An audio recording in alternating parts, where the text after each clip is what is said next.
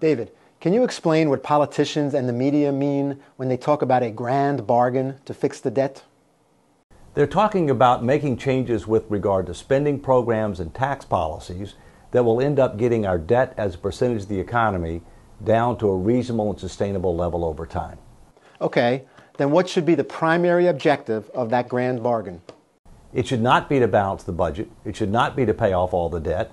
It should be to get our debt as a percentage of the economy down to about 60% within 10 to 15 years. David, still sounds tough. Can we put our finances in order without hurting the poor? It's critically important that when we do a grand bargain and put our finances in order, that we don't shred the social safety net and that we don't increase the rate of poverty. The truth is, if we don't put our finances in order and we have a debt crisis, then everybody's going to suffer, and the poor are likely to suffer more than most. Nick and I both have children. What's the effect of the debt on younger people?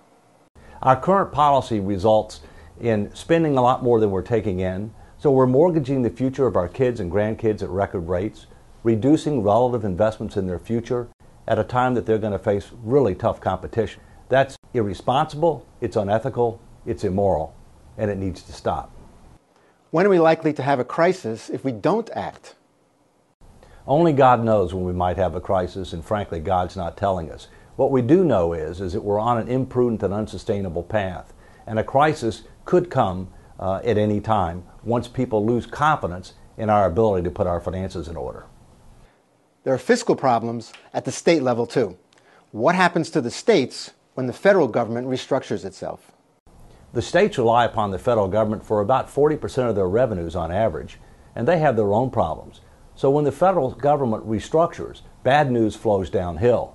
It's going to end up spending significantly less and taxing more, which means it's going to complicate the state's challenges.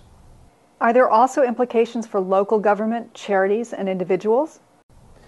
Well, when the federal government restructures, it means that state and local governments are going to feel the pain. It means that charities are going to become more important because the federal government is going to do less.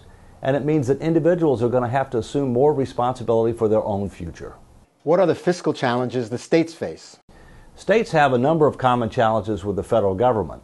Number one, unfunded retirement obligations. Number two, out-of-control health care costs. Number three, outdated tax systems. And number four, too much spending on consumption and not enough on investment. There seem to be similarities between the challenges at the federal, state, and local levels. Why is that? The truth is at the federal, state, and local level, government has grown too big, promised too much, and needs to restructure. And they should do it sooner rather than later. David, you've spoken to people all across America. How do you bring us together to fix this problem? You can bring people together on principles and values.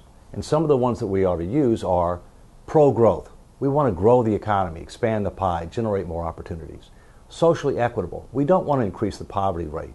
We need a sound, sustainable, secure social safety net.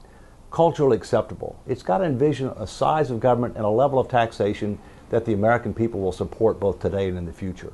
Mathematically accurate. You've got to have a goal, bring debt to GDP down, and the numbers have to work. Politically feasible. You've got to pass the House, pass the Senate, and get the signature of the President of the United States. And last but not least, you've got to have meaningful bipartisan support, because if you don't, it won't be sustainable, and if you don't, it won't be deemed to be fair by the American people.